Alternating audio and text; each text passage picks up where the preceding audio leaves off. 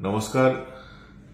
লাল পাহাড় বনাঞ্চল কমিটি এবং cultural and literary forum of Bengal তারা যৌথভাবে আগামীকাল পাণ্ডবেশ্বর বিধানসভার লাউদোহা ব্লকের বাসগোড়া অঞ্চলে একটি জনজাতি মিলন সমারোহের আয়োজন করতে চলেছে।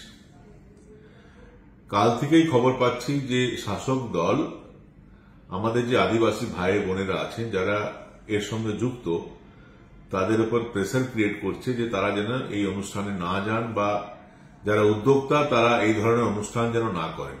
আদিবাসী ভাইরা বাংলার মাটিতে তাদের মিলন সমারোহ করতে পারবে না, এটা শাসক দলের ফতোয়া।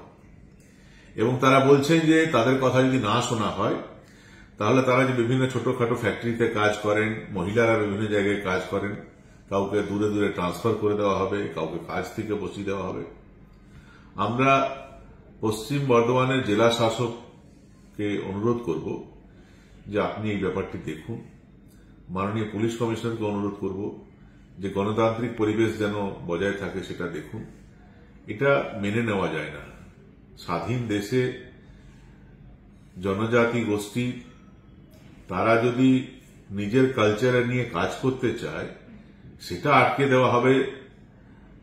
যেহেতু শাসক দল তাদের ভূমিকা পালন করতে পারছে না, শাসক দলকে তারা হয়তো আমন্ত্রণ জানায়নি, সে কারণে তারা নিজের সংস্কৃতি নিয়ে আদিবাসী কালচার নিয়ে কাজ করতে পারবে না, কথা বলতে পারবে না।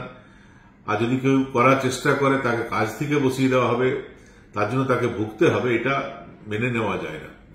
আমি অনুরোধ করব মাননীয় জেলা শাসককে ও মাননীয় পুলিশ কমিশনার সাহেবকে যে আপনারা এই ব্যাপারটি দেখুন যাতে এটা না হয়।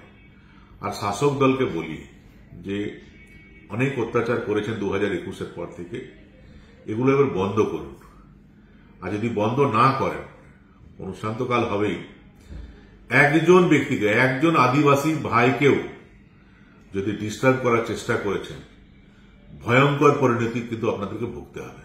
একদম ছেড়ে কথা বলবো না।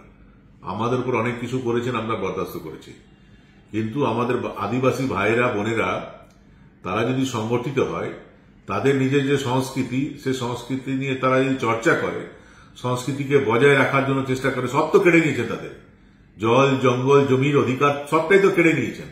তারা যদি সংগঠিত হয়, তাদের উপর যদি কোনোভাবে আঘাত আসে সেটা কিন্তু আমরা মেনে নেব না এবং ছেড়ে কথা বলবো না। আমার দৃঢ় বিশ্বাস প্রশাসন পদক্ষেপ নেবে এবং শাসক দলও যেটা করছে সেটা বন্ধ করবে, না হলে এটা মেনে নেওয়া যাবে না। এটা আপনাদের গোলাম না কেউ। আপনারা গাড়িতে ঘুরে বেড়াচ্ছেন আমাদের ট্যাক্সের পয়সা, জনগণের ট্যাক্সের পয়সা ঘুরে বেড়াচ্ছেন।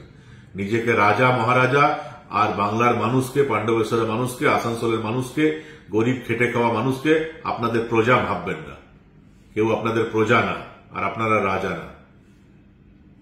বুঝুন, না বুঝলে মানুষ কিন্তু বুঝিয়ে দেবে। ধন্যবাদ।